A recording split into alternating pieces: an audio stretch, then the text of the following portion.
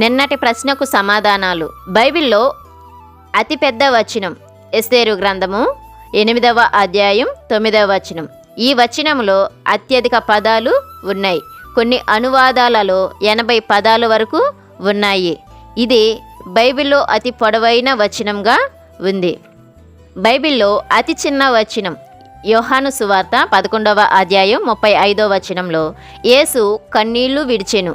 ఈ వచనము తెలుగు మరియు ఆంగ్లములో చిన్న వాక్యము. బైబిల్లో మొదటి వచనం ఆదికాండము 1వ అధ్యాయం 1వ వచనం. ఆదియందు దేవుడు భూమి ఆకాశములను సృజించెను. బైబిల్లో చివరి వచనం ప్రకటన గ్రంథము 22వ అధ్యాయం 21వ వచనం. ప్రభువైన యేసు కృప పరిశుద్ధులకు తోడయుండునుగాక. ఆమేన్. బైబిల్లో మధ్య వచనం బైబిల్ గ్రంథంలో మధ్యలో ఉండే వచనం అనగా కీర్తనలు 118వ అధ్యాయం 8వ వచనం. మనుషులను నమ్ముకొనుట కంటే యెహోవాను ఆశ్రయించుట మేలు. ఇది చాలా శక్తివంతమైన వాక్యం, ఎందుకంటే ఇది నమ్మకాన్ని నేర్పిస్తుంది. నిన్నటి ప్రశ్నలకు సమాధానములు.